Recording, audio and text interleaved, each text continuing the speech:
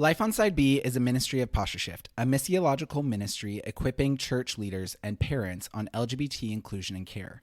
Learn more at postureshift.com.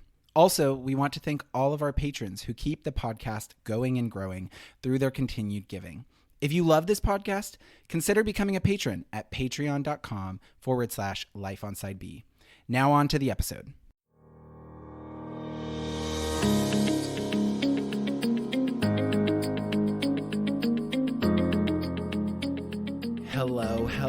Hello, everyone. Y'all, we are ramping up for season 4, and I am here with our new co-host, Elizabeth Black. Elizabeth! Hello, Josh. Hi, everyone.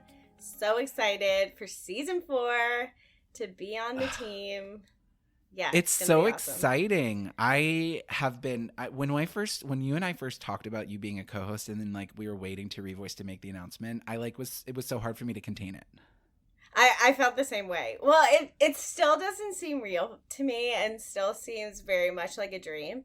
Like when I listen to podcasts maybe every night, and when I go to my iTunes and I'm like looking at my podcast like history or whatever, and I see Life on Side B comes up all the time. And I'm like, oh my gosh, I'm going to be on that. Like, how is this real? It's super, it's exciting. And I can't believe we're already in 2022. Like, it's ready to happen.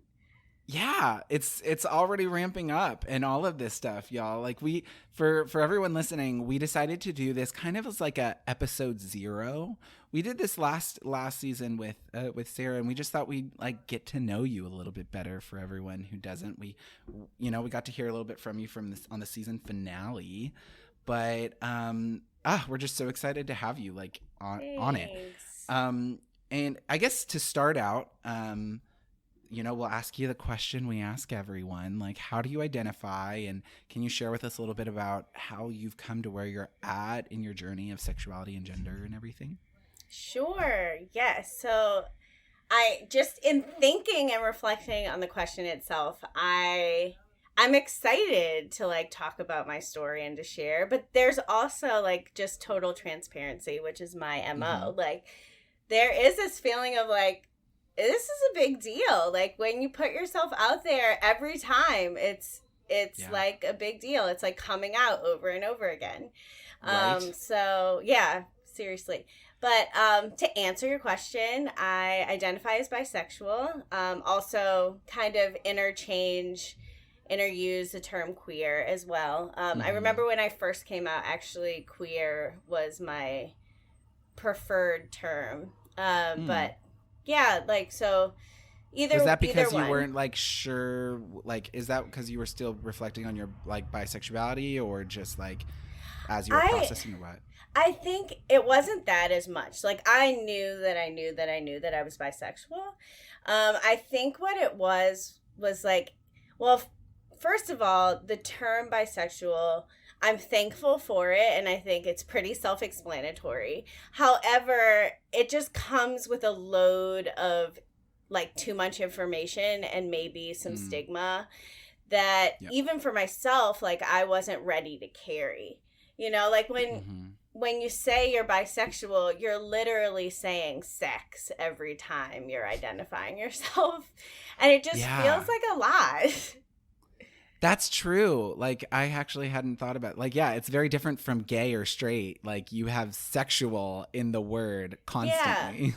Yeah, it feels very medical. And also when you say gay or straight or lesbian or even queer, there's like a cultural there's cultural things that come to mind. There's a community that comes to mind. There's all of these like warm and fuzzies, depending on who you are, that, you kind of reflect on. But for bisexuality, often it kind of leaves you wanting a little bit or questioning for a lot of people. We don't talk about it very often as a society. I think even within the Side B community, we don't talk about it so often. I mean, I have rarely heard, there's no books really written from a bisexual perspective within like the Christian world. I have yet to hear a message or a talk really that front lines the bisexual experience. And we just kind of always use the overarching gay kind of, term, and it loses the nuance of my experience and the experience of many others. So I think, again, to just keep answering your question. So yes, I identify as bisexual. I've always known this about myself, but not something that I actually came to terms with or was able to self-identify or express to people that I love, or anyone really, until a few years back. So I'm not ashamed. I am 35 years old. I'm married to my husband, Aaron. I have 2 kids. So like I, for all intents and purposes, was like well established in my life, like working in full-time ministry, just living that hetero Christian dream life. And, and then, it just kind of, honestly, it was Revoice. Revoice, like, really changed things for me. Revoice it was 2020? Was it? It was the first one that was like, it was 2020 because we were online. Okay. All online. So yeah, this is brand new, guys. But it's funny to even say it's brand new because it's brand new, but also like total old hat. Like, this has been my whole life. But anyway, so go to Revoice, and I am listening to everyone's story, particularly Henry. And Henry resonated with me. Like, that man I'm in love with. But he is beautiful, and we love him. Oh my gosh. Such a joy. So can I just say we're so glad? Sorry. Can I just say we're so please. glad he's around Henry? We're so glad. Like, after everything that happened, he's a walking miracle, and we love you. Amen. So, Amen. Throwing No, that out testimony. There. Continue.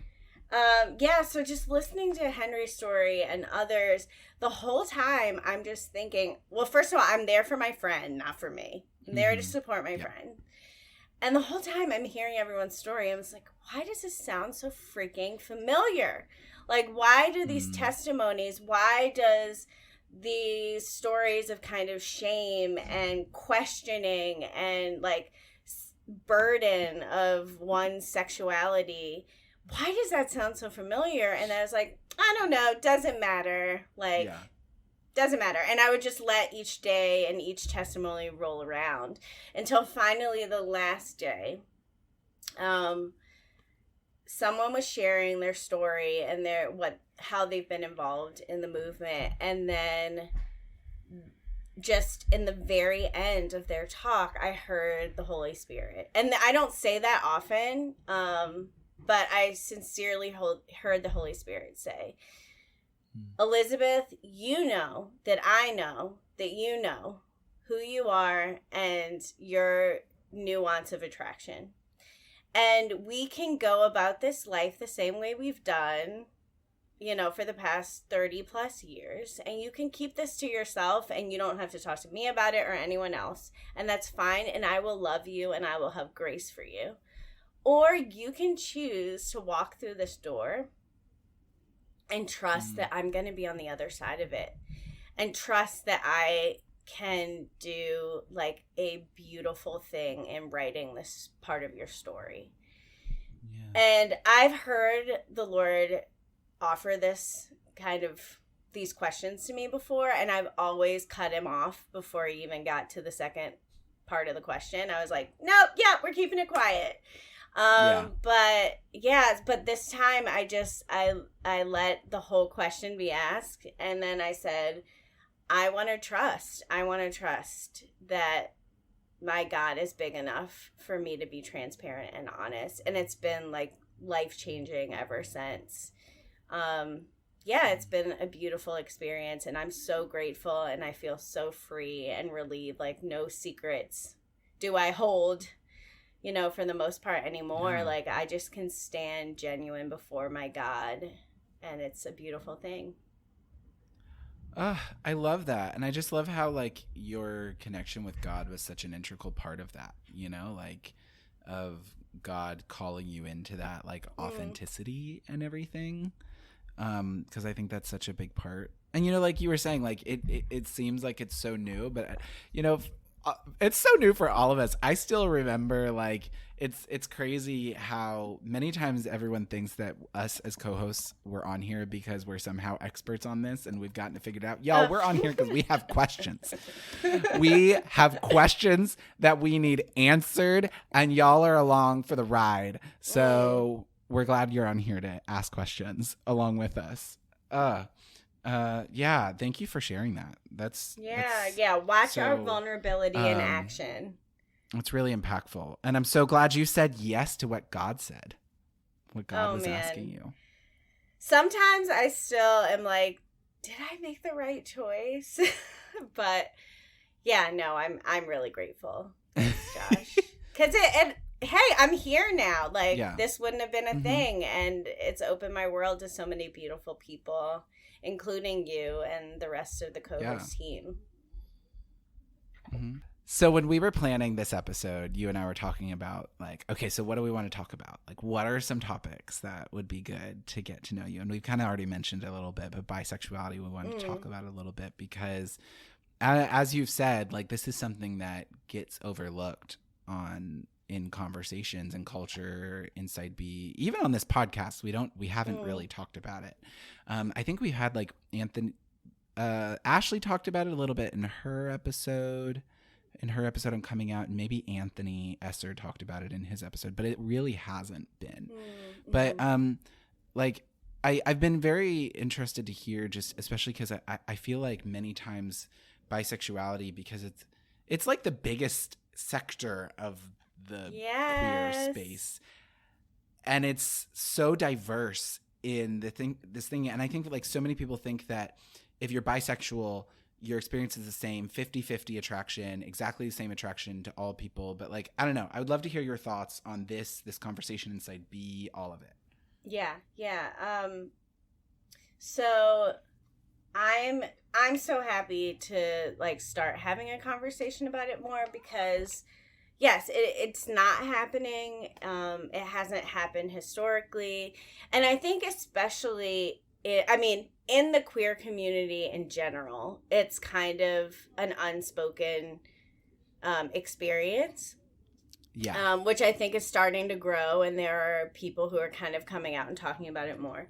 But definitely within the Christian side B world and beyond, like side A world and every other letter, it's not really something we talk about. And I remember growing up, like I grew up in the church, and I remember growing up when we would have like in youth group the month where we would talk about sex and purity and everything. The only thing that was ever talked about sexual minorities, that's even saying it really nicely, was like homosexuality is blasphemy and God hates homosexuals, and like we need to feel sorry for them and avoid them at all costs.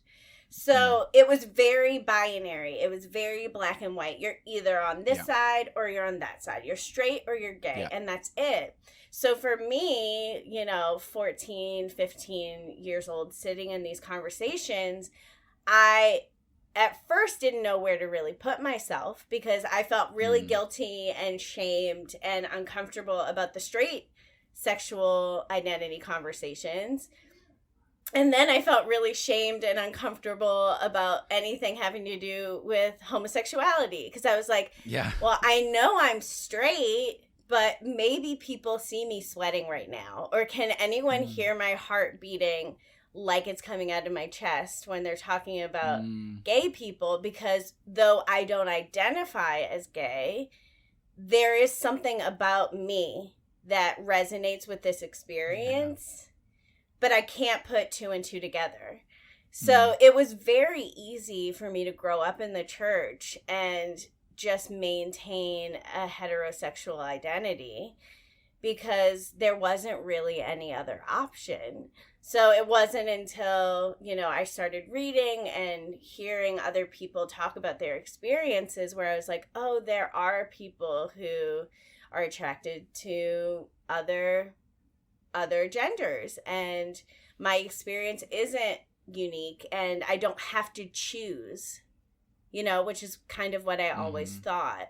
And I even now I'm a bit jealous. I should be honest. Like, I'm a bit jealous of you, Josh, because like, and I'm curious, did you ever feel like you had to choose? Maybe you did. Like, did you ever feel like you had to choose, like, I need to choose being straight or choose to be gay?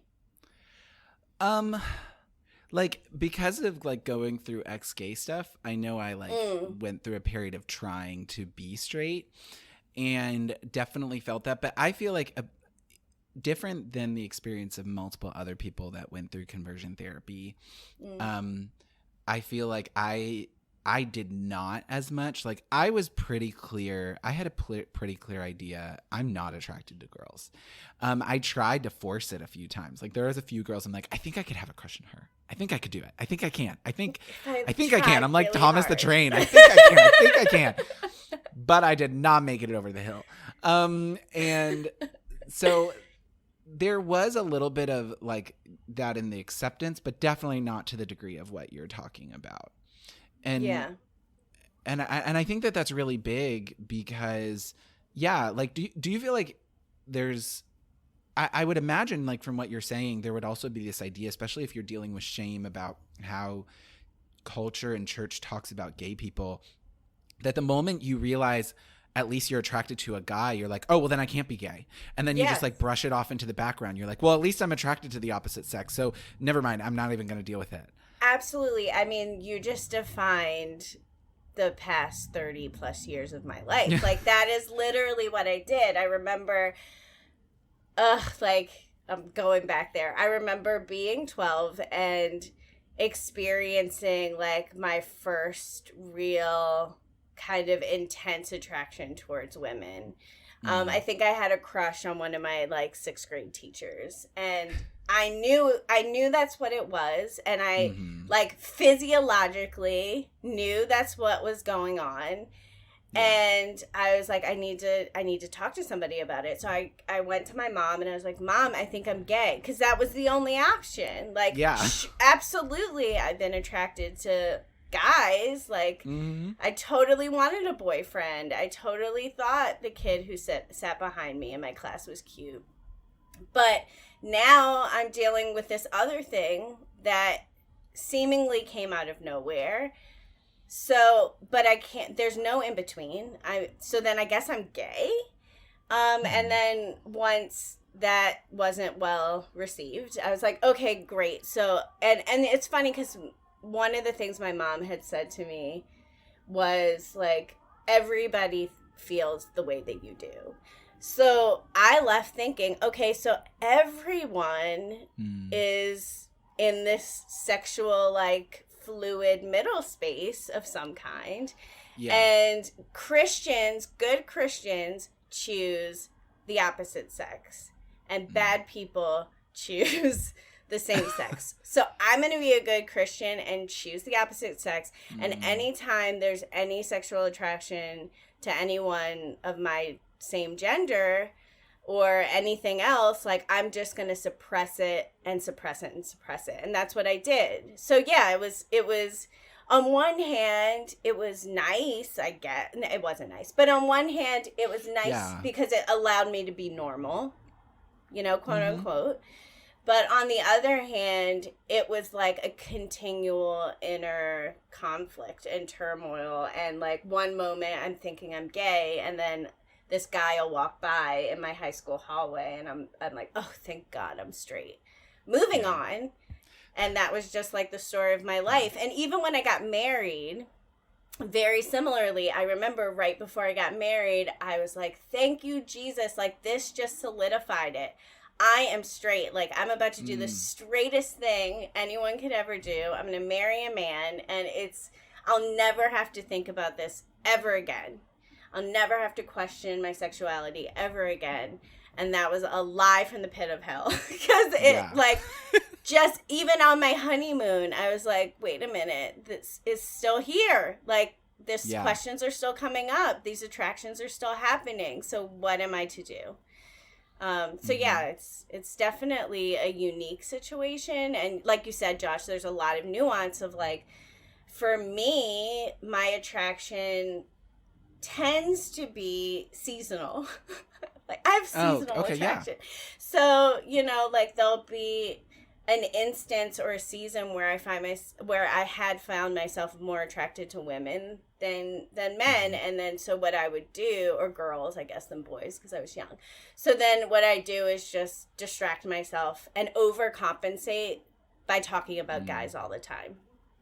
And then the season would flip, and then it was like, oh, good, I don't have to think about how I feel about women until some girl shows up, and then I'm screwed. So, I have heard of other, like, I have had other friends who have had, like, I can't remember the term. I've heard multiple terms, like cyclical, like bisexuality, or season or something. Yeah, like where it just kind of ebbs and flows in different directions and stuff. And I know for some people that can be like, that can't be true, but it's because it's their experience, and their experience is like this one thing. And it's like, well, that doesn't mean that that's the experience for everyone, in all of that. And I would also love to have your like thoughts, because kind of relate. I think another thing, like misconception that people have about bisexuality that I've heard before, because I think there's this idea, and I think like it's similar to something that celibate people get caught up into, this idea of like, you can only be gay if you're in a relationship, you can only be straight if you're in a relationship. So then what happens when you're bi and you're only in a relationship with one person? Well, then you can't be bi unless you're like in a relationship with multiple people or something. And becomes this idea that like, it's only real if you're pursuing a relationship. Yes. And then once you decide on a relationship, you're no longer bi or something. Yeah. Which is like, absolutely. Makes no sense. No, but it is such a huge common misconception, and it is a strong narrative and conversation within the broader queer community as well, of like, there's just a level of having to prove to other people that we are, queer enough, or that our experience is valid enough to be talked about and to be addressed and to be seen as like a part of kind of normal life. And it's interesting because, like you mentioned earlier, bisexuals are the biggest majority of the LGBTQ population. But also bisexuals tend to end up in opposite sex relationships more often than not. And I think that there's a lot of reasons to that. I think the biggest one is like, why would you choose something harder? Yeah. If you like can harder. Choose something easier. Yeah, if you could choose something easier, why would you choose something harder? But anyway, I think like for me, I've never been in a relationship with a girl. I never pursued a relationship with a girl, mainly I think because I thought I wasn't gay, so why would I do that? So, but yeah, it's one of those things where you always feel like you have to prove that you're worthy enough to be a part of the acronym. Yeah. And it's kind of sad. Yeah. Well, and I think it's also like, when we're talking about the side B conversation, I think it's also especially sad that we haven't been talking about this more with how much we talk about mixed orientation marriage. And we get into this conversation of especially highlighting people that identify as gay that are in mixed orientation marriage. But yet, like, most of the people end up being bi. Like, I think Ashley has talked on the podcast before, like, she will use the term like gay to define herself, but she's like, but I understand that I am bi. Because, and so I know that people use different language. And so, but yet, like, right there, we have a major example of what would proportionally be a major space where bisexual people are in the side B community that we talk about a lot, and yet we don't talk about bisexuality within that understanding. Yeah, absolutely. Absolutely. And I think that there are definitely some unique features to what a mixed orientation marriage looks like for somebody who either both people are bisexual or one of them is, or maybe one's gay and one's bisexual. The combinations can go on and on. They're endless. But yeah, but it's like, it's been hard for me because I've recently been looking for resources for someone in my shoes who is in a, committed marriage, but who experiences bisexual attraction or identifies as bisexual. Because look, like, let's be frank, even when you're married to someone, your sexuality still plays a role in every aspect of your life. And I make a decision every day to choose my husband, as I hope, all people who are in committed relationships do. So I need to know what that looks like for me. And there aren't any resources out there like that. Like, I've read some really amazing books about mixed orientation marriage and, like, Impossible Marriage. Fantastic book. Really thankful for Lori's contribution. But it doesn't entirely speak to me. Yeah. You know what I mean? So I get what you mean. Yeah. Yeah. I need to introduce you to some people. I have some people I'll connect with. Yay. I'm so excited. Okay. Cannot wait. Yeah. But no, I do agree with that, because I think that's even been, like, obviously I've never been in a relationship with a girl, but I have been in relationships I can also with guys. Introduce you to some people. I'm just kidding. I would love that. No. I'm just kidding. Just kidding. No, I think that's a common misconception about, even when, like, gay people, like, when we talk about, like, gay relationships and stuff, thinking that somehow that's going to solve all of your problems. And like, you're still going to be attracted to other people. Oh yeah. It's just a natural part of life. It doesn't like we all deal with it. Like we all deal with it. And it does not matter how much you love the other person. You're going to see someone else and be like, dang, they're hot. Yeah. They're really taking my attention. Yes, absolutely. I mean, you're going to watch a movie. You're going to turn on Netflix. I mean, yeah. And we were just talking about this, Josh, you and I and Grant, about, like, that idea of, oh no, now it's like, oh, now it's lost. I'm lost.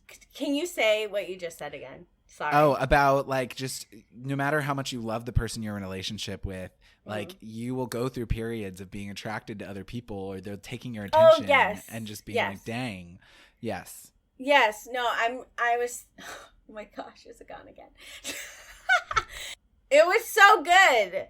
But one thing I do want to say, and maybe it'll come back to me, but one thing I want to share also about bisexuality that I did steal from a book, and at a later episode, when I can look back and find what book it was that I'm stealing this from, I will refer to it. Okay. But we'll put it in the notes whenever we find it. Okay, yes, please. But I recently started reading a book from a girl who's bisexual, and I can't say that I necessarily recommend the book because it was a little too, like, it was a little too salacious for me. It wasn't a Christian book, and she was a little bit too free-spirited. So there were aspects that I didn't really relate to, but something that really resonated was she talked about one of the things that she believes that the bisexual community can really bring to this discussion and bring to the broader queer community is this idea that we really understand fluidity, and we really understand what it looks like to not see things in such, like, stark binaries. And I was like, oh my gosh, this is so true. And it made me kind of think about it from a spiritual perspective, and I was like, yes, because for me, I didn't really have, at least now, don't really have a hard time reconciling my faith and my experience of sexual attraction because I know what it's like to be attracted to multiple genders and for things to change and for things to flow in that way. So it doesn't seem mutually exclusive. You know what I mean? Like, I don't have to think it's either my sexuality or Jesus, and I have to pick one. Like, I don't pick one. That's not what I do. I don't pick one. I love it. And I'm like, I'm half African American. I'm half Mexican American. So, and I've for the past 12 plus years been involved in Jewish ministry as somebody who's not Jewish. So my whole life has been defined by this kind of middle space and this fluidity of culture and identity and appreciation of things, both that I can identify internally and then appreciation for other people's experience. And it's allowed me, I think, spiritually to have grace for people. Thankfully, not always, but also it's given me this experience to see the world in not so black and white and binary terms. I love that. I'm so excited to talk more about like this and bring in more. Like I really want, as we go forward in Life on Side B, to be able to talk more about so many experiences of our community. Like we've said, we're going to talk more about the ACE experience. I even want us to be able to bring in like the pansexual experience. Yes, and all this and all of that. And, you know, for any listeners, I know like in the past year, we've gotten a lot more like straight listeners. We love you all. If any of the terms I'm saying. Welcome. Yeah, welcome. We love you. I was you forever, so beware. Don't listen too hard. Yeah. Just kidding. Good time to learn some new important terminology of members of our community. But I want to take some time to talk about Kaleidoscope. Yes. And what you're doing. Awesome. Oh, okay. So you have started a ministry, a much needed ministry, and I have loved to watch it grow and everything you're doing. So I guess, can you tell us a little bit about Kaleidoscope and all that? Yeah, absolutely. So it's one of my favorite things to talk about. And it is exciting. So, about, crazy to say, about 9 months ago, myself and Meg Botts, who's been on the show. Yes, at least the a couple OG of times. Life on Side B. She was the first interview.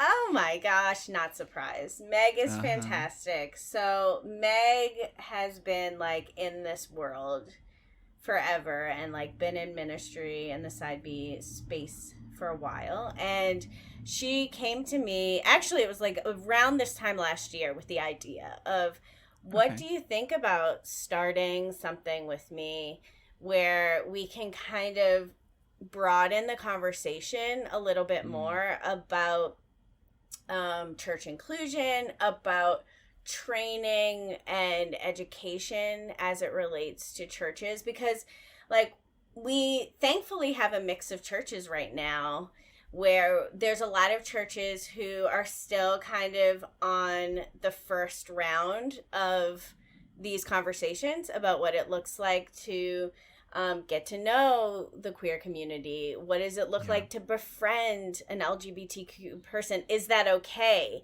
Am I condoning something by even being in relationship with someone?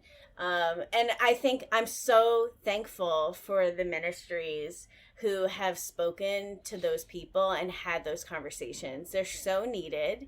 And I think they've paved the way for what is happening now in a lot of churches, where there are people who have really embraced this community and said, yes, we want to acknowledge the image of God in our queer folks, in our queer family. We do acknowledge that there are gay people in our pews.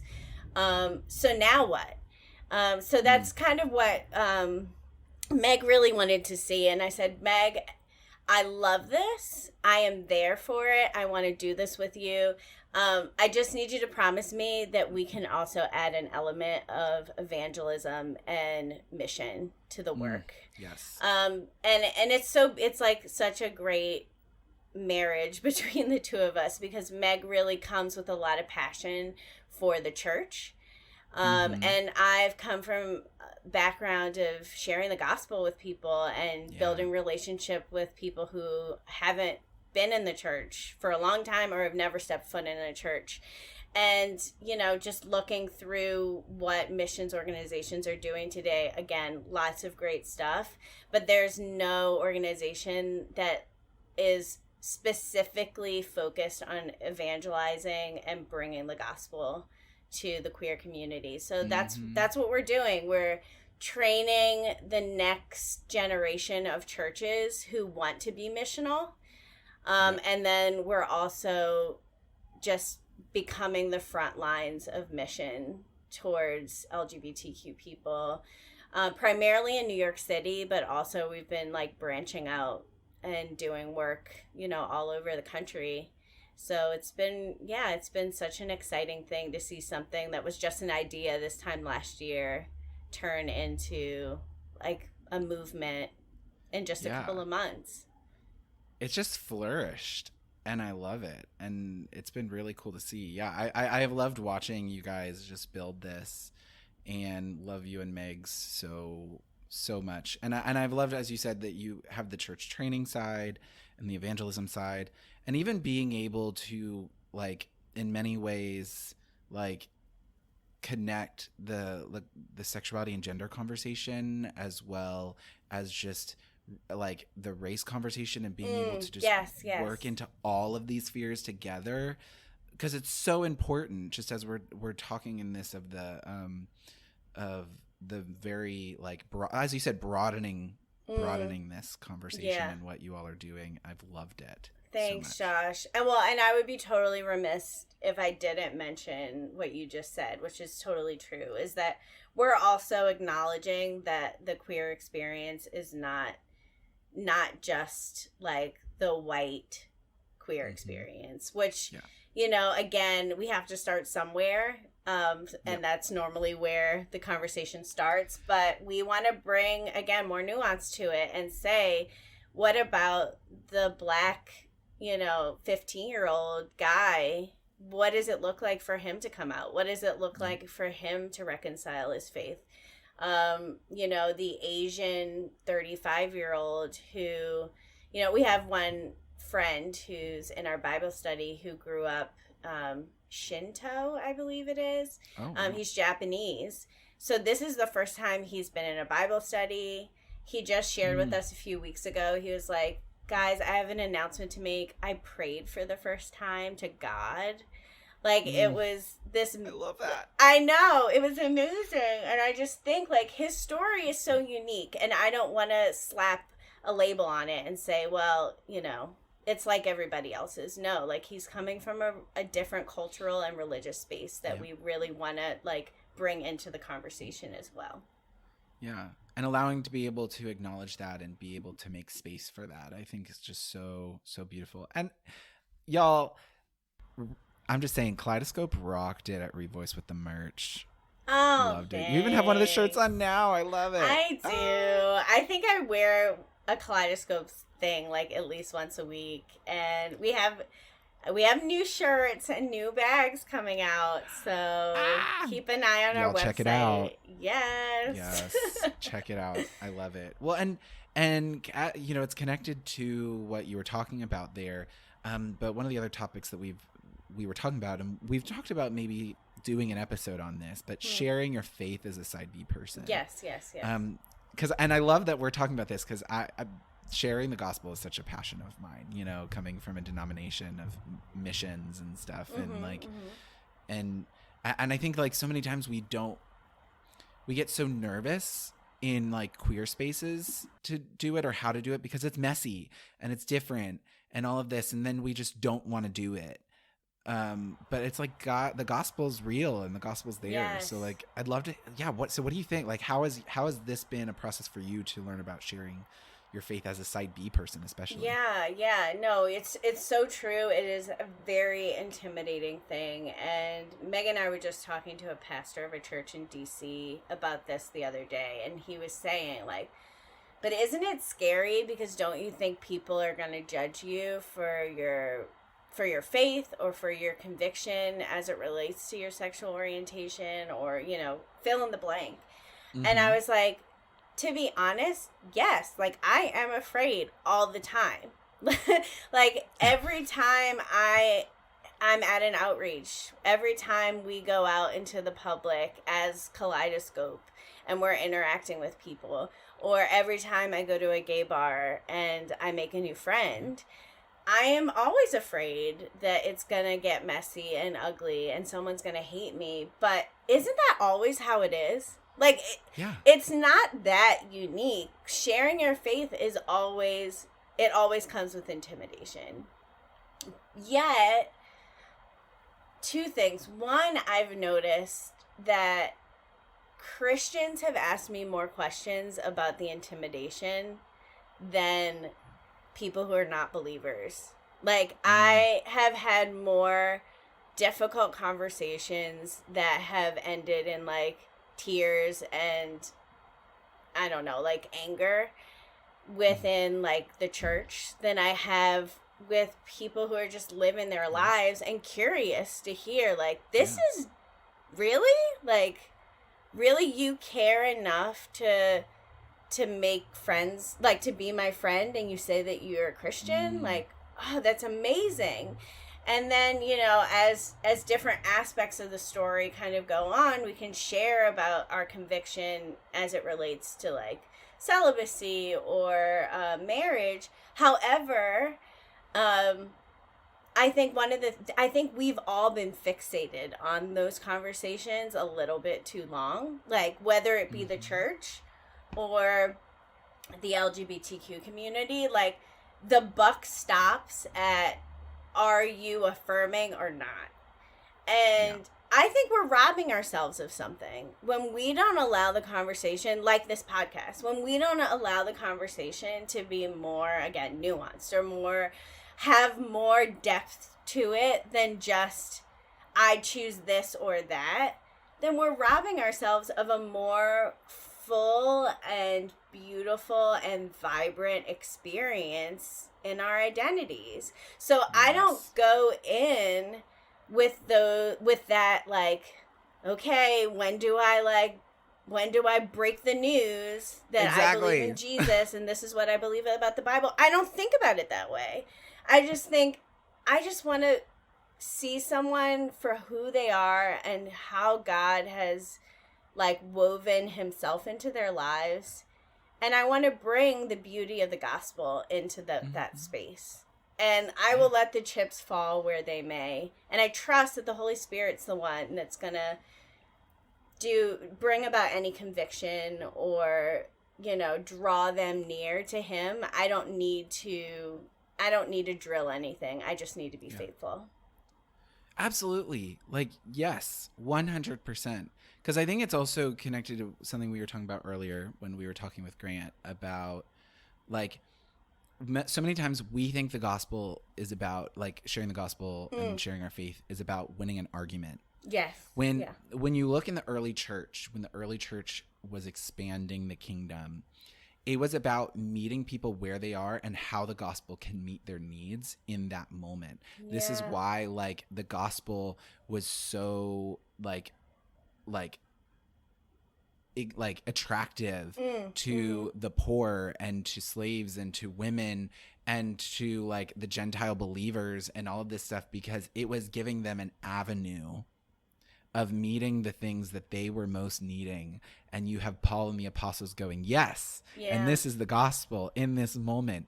And so the more that we can be able to just, love people, know people, and being able to show the gospel for, this is how the gospel is Jesus meeting you where you're at for what you're needing in the moment, and not answering this one black or white litmus test of, like, whether or not your faith is as I think it should be. Sharing Jesus. Like, I recently had a conversation with a gay couple going out to dinner, and, like, there was a random, very abrupt moment where it was like, are we going to hell, Josh? And I was like, oh, wow, okay, well, this changed. Yeah. And we talked about faith and, like, who's Jesus and, like, all of that, because that's where it's at. And, like, it's about, like, Jesus, and trying to, like, restructure the conversation. Because I think even when we look at Jesus and how he does, many times religious leaders would come to him with a specific question, and he would redirect the question to what was actually important. Absolutely. And the more we can do that, I think is more of where sharing our faith becomes so important. Yes. And he didn't, like, he wasn't getting caught in their traps of the question. And I'm not saying that people who ask those hard questions are trying to trap us, but he didn't get caught in the trap. He just brought it back to how he felt the best way to answer the question was. And there was genuineness and transparency in his answer that typically like you said, met the needs of the vulnerable and the oppressed more than it met the satisfaction of the Pharisees and the scribes. Yes. So, yeah, totally. 100%. And yeah, I mean, I could go on forever, and I know we'll have loads of time this season to talk about it. And I guess the two things that I hope to bring in my time here is, one, to like be a voice for the bisexual community, and also, you know, any of our listeners who might have questions for themselves, you know, who want to like process it, like to be here to process. But also to talk about like how can we empower our folks to be beautiful evangelists and like beautiful messengers of the good news of Jesus. Amen. And not be ashamed, not in shame. Like that is not how we do this thing. Yeah. Oh, y'all, if you well, dang it, I think this is coming out after your guys' QCF live episode, but I can't. Doesn't matter. Go listen to it again. You'll have to listen to it when it comes out. I can't wait for your conversation on shame with Grant at QCF. Yeah. That's going to be great. Yeah, it's going to be fun. Yeah, I'm so excited for you to join the team. This is like I love our team. I love our team. We have a really good team, all of us together. Really great little family. To finish out, y'all, we're starting a new like outro question. Just as we have our intro question, we have our outro question, and I asked Elizabeth if she would be the first one to answer. What would you say to your younger self? What is a message? You can pick the age, you can pick whatever. Share a little message. What would you say to your younger little queer self? Oh my gosh, I might cry. 'Cause the first thing that just popped into my head right now is I would say it's true. It's true. You know, like all the things that you questioned, all the things that you like tried to avoid, it's true and it's okay. Like it's not the death of you. It doesn't mean that that you'll never be loved or that you won't be understood or accepted. It doesn't mean that you can't do beautiful things for God. Doesn't mean it. It just means it's true and God is good and he has a story that you couldn't even fathom. You couldn't even pay somebody to write this story for you. Like he's got it. Like all you have to do, little one, is to just be faithful and like know it's gonna be okay. No, those are real tears. Gosh, I don't know if I'm gonna get through this question at the end of every episode. Oh my gosh, I know. I don't envy you, Josh, but I'm excited. I'm excited to hear what other people have to say. Absolutely. This is gonna be a good season, y'all. Resilience. How do we continue going on? Thank you, Elizabeth. Thanks for agreeing to be on the co-host team. Thanks for asking me, and like shout out to our Lord for like bringing me here and giving me the confidence to be a part of this story. Again, like it's great. Josh, I'm really excited. I'm really, really stoked. It's going to be a fun season. Yes. And thanks everyone for listening. Y'all, this trip is about to start. Be listening for our season premiere and everything going on. We will talk to you soon. Bye everyone. Bye.